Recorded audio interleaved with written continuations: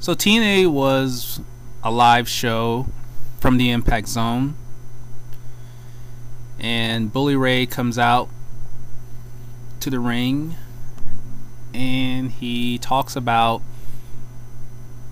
getting at aces and eights, specifically going after Devon. And then he calls out Jeff Hardy, and Hardy comes out, and Bully Ray basically says that he really feels that he doesn't deserve the title shot because he's benefiting from nepotism. The fact that he is Hogan's son-in-law, I guess.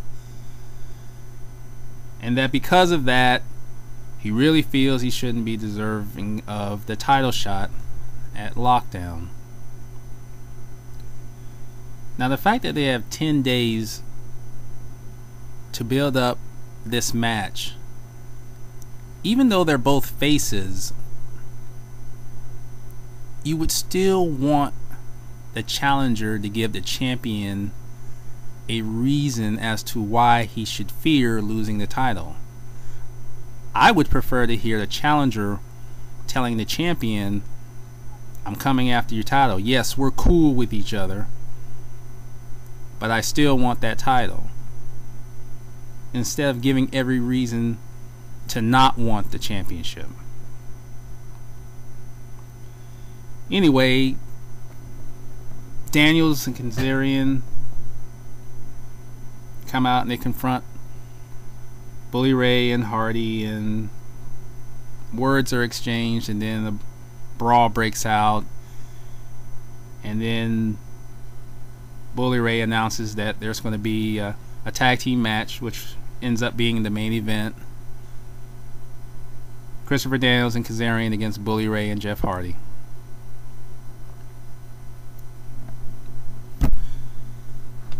So then you had the women's championship match. Velvet Sky defending against Tara, accompanied by Mr. Duh. And Gail Kim provided commentary for this match. Do I even really need to waste my breath even talking about this match? No, so I won't. Other than to say Velvet Sky wins, and she will defend the women's championship against Gail Kim at Lockdown. So then we see Austin Aries in a backstage comedy skit. He's on the phone with Robert Roode, and through the phone call we find out that there's going to be a three-way match for the World Tag Team Championship at Lockdown. Aries and Roode versus Daniels and Kazarian versus Chavo Guerrero and Hernandez, who appear in the scene with Aries, and you know, they continue the casual conversation. Interesting to find out a match through a phone call instead of it being announced in the proper fashion.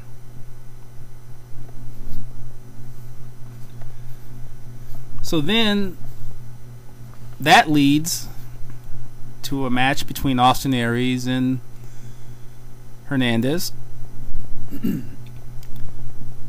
Good match. Aries wins when he hits Hernandez with a chain and then tucks the chain in Hernandez's trunks. Okay, I mean, the fact that Robert Roode wasn't there kind of took away from whatever build-up that you're trying to do in regards to the Tag Team Championship. Okay, I understand Aries and Hernandez in the singles match, but without Roode there, you know, you really kind of need him there to kind of build up this match. And the fact that there was no interaction with Aries and Daniels and Kazarian even takes more away from the match. So then you had a match for the X Division Championship. Rob Van Dam defending against Kenny King. Again. However, Kenny King wins the X Division Championship after pinning Rob Van Dam twice. And even though I'm happy for Kenny King, it still just didn't feel right. The victory felt diluted. I mean, Kenny King was already in the ring when they came back from the commercial break. He didn't get his ring intro. Of course, there was the botch during the match, which resulted in 2 pins by King. And then after the match, they just pretty much cut off his victory. I really was expecting to hear post-match comments from him. I mean, I know it's rare that you see that, but King has done that in the past, so I was kind of expecting to see him do that again. It just felt cheapened, the whole thing. I personally felt that Kenny King should have won the title at Lockdown, because then there would be more meaning behind it, and then you could start fresh with having him defend the title against new contenders. By having him win the title now, does this lead to a rematch at Lockdown? Hopefully not.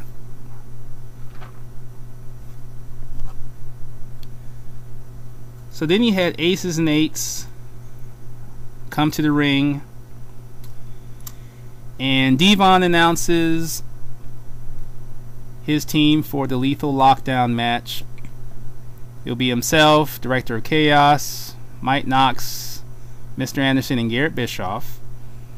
And then Sting comes out and announces his team: himself, Samoa Joe, James Storm, Magnus, and Eric Young. Okay, I guess I could understand Eric Young's involvement since he was attacked by Aces and Eights. I don't know how his comedy shtick is going to play into this match, but okay. And as far as James Storm's involvement, better this than a random thrown together at the last moment match against Mr. Duh or somebody else that will not help him.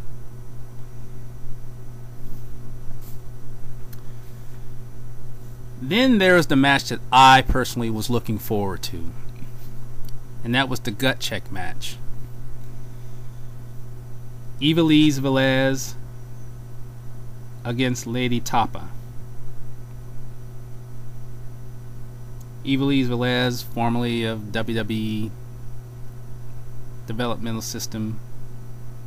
She was on Tough Enough. And Tapa, the niece of the Barbarian. Now the first thing I noticed was just the size comparisons. And Tapa is huge.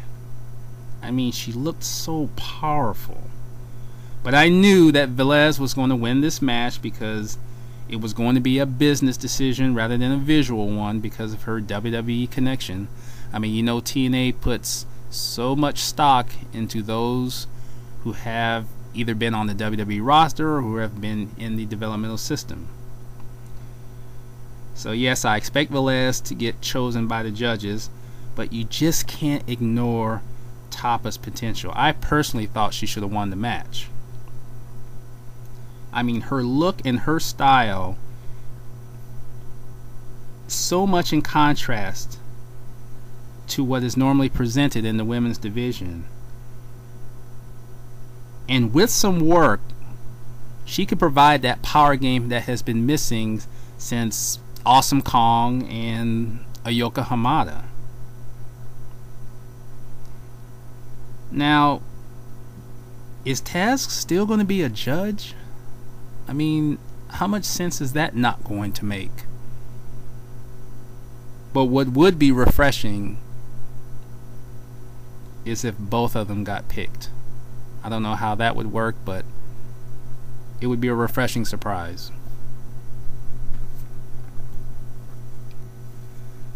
So then they showed this video with AJ Styles basically showing this continuing downfall that he's had. Showed him in his hometown of Gainesville, Georgia. Showed his wife and his friend, and he rides away on a motorcycle. Okay, it's a starting process to see the continuing downfall. Alright. Then you had Robbie E and Rob Terry. Robbie E calls Rob Terry out. They do a dance contest, and while Terry is doing his dance, Robbie E hits him with the VIP entrance sign, and Terry really doesn't sell it, and then he chases Robbie E off. Hard to believe that Robbie E is banging Brooke Tessmacher, but that doesn't take away the fact that unless you redefine his character, nobody is going to care about him.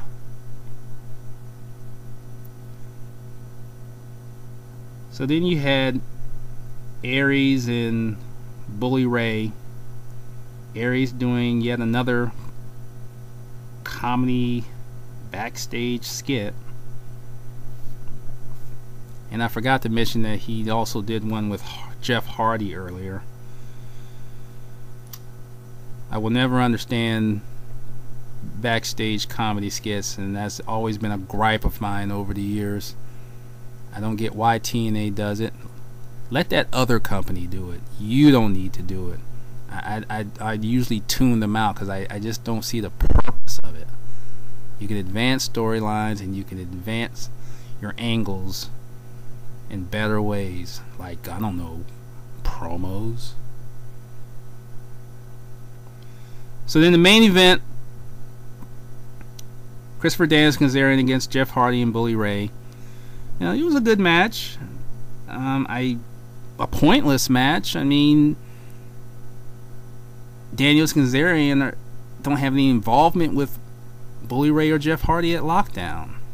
So what was the point of all this interaction? And then you have Hardy and Bully Ray that, you know, there should be tension there, but there really wasn't, even during this match. But it was a good match. I mean, on the surface, but pointless. So then after that, you had Kurt Angle breaking into Aces and Eights hangout. He attacks Mr. Anderson, and he attacks Devon. He attacks the last masked member, and he took off the mask, and he's shocked and surprised and bitches at it as to say, you know, how could you do this? And then he gets ambushed by the other members, and then the show cuts off. Now, how is TNA going to play this out?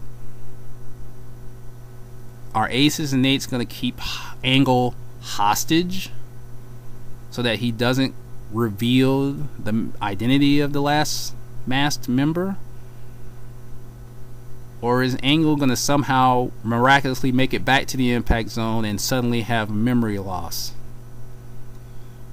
Whatever you do, TNA, LOGIC.